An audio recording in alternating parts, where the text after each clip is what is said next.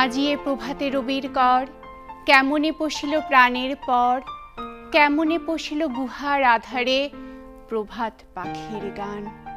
ওরে না জানি আজি কেন রে এতদিন পরে জাগিয়া উঠিল প্রাণ। সত্যি তো, এমন কবিতা শুনে মন তো জেগে উঠবেই। বলছি সেই প্রবাদ পুরুষের কথা, বাংলা সাহিত্য ও সংস্কৃতিতে যার অবদান অসামান্য, কবিগুরু রবীন্দ্রনাথ ঠাকুর। তার গান, কবিতা, সঙ্গীত, ভাবনা যা আমাদের আজও অনুপ্রাণিত করে। সুপ্রিয় দর্শক, স্বরশীলন অনুষ্ঠানের আজকের আয়োজন সাজানো হয়েছে কবিগুরু রবীন্দ্রনাথ ঠাকুরের নির্বাচিত কিছু কবিতা দিয়ে। চলুন শুনে আসি তার কিছু অংশ। দোতলার জানলা থেকে চোখে পড়ে পুকুরের একটি কোণা। ভাদ্র মাসে কানায় কানায় জল, জলে গাছের গভীর ছায়া টলটল করছে সবুজ রেশমের আভায়।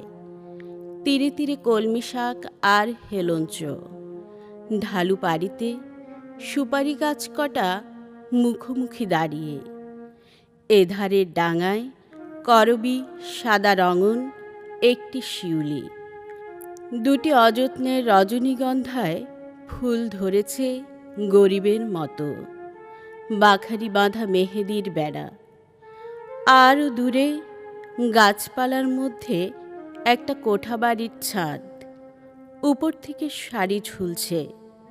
মাথায় ভিজে চাদর জড়ানো গা খোলা মোটা মানুষটি ছিপ ফেলে বসে আছে বাঁধা ঘাটের পৈঠাতে। ঘণ্টার পর ঘণ্টা যায় কেটে। বেলা পড়ে এলো, বৃষ্টি ধোয়া আকাশ, বিকেলের প্রৌঢ় আলোয় বৈরাগ্যের ম্লানতা। ধীরে ধীরে হাওয়া দিয়েছে, টলমল করছে পুকুরের জল, ঝিলমিল করছে বাতাবি লেবুর পাতা। চেয়ে দেখি আর মনে হয় এ যেন আর কোনো একদিনের আবছায়া। আধুনিকের বেড়ার ফাঁক দিয়ে দূর কালের কোনো একদিনের ছবি নিয়ে এলো মনে। স্পর্শ তার করুণ, স্নিগ্ধ তার কণ্ঠ, মুগ্ধ সরল তার কালো চোখের দৃষ্টি। তার সাদা শাড়ির রাঙা চওড়া পার দুটি পা ঘিরে ঢেকে পড়েছে।